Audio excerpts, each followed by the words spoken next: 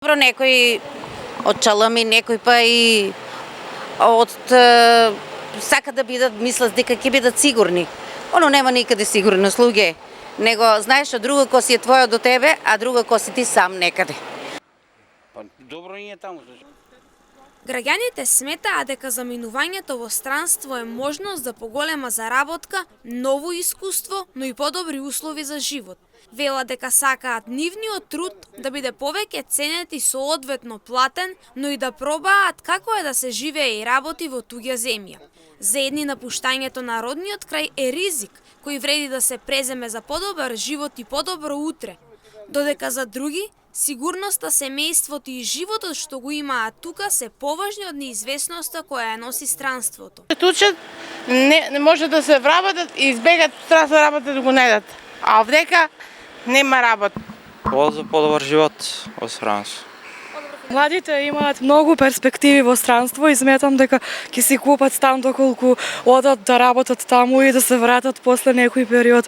А за овде сметам дека не, бидејќи платите се ниски и нема што да се прави, нема некоја еднина, зависи кој како ќе се снајде, но сепак секој со својата среќа и со упорност се постигнува, ќе си купат и стани се.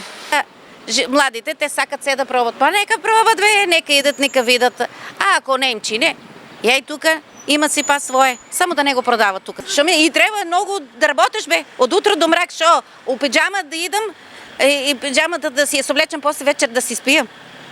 То ли е? И то не е, па треба да се живее животот, не е само да бидеш платен роб. Оти некој пат у странство си платени робови на еден начин.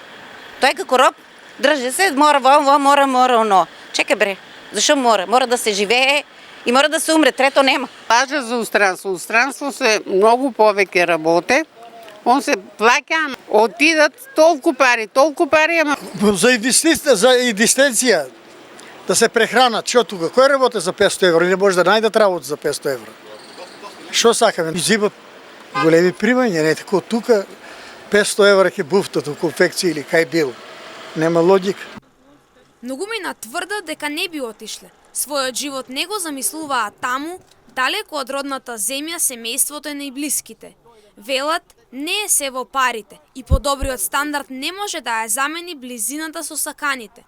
Но друг дел пак граѓани сметаат дека ако им се укаже можност, би заминале во странство, барем за одреден период, за да го искусат животот преку граници, да стекнат нови искуства, но и да видат какви можности нудат другите земји. Не.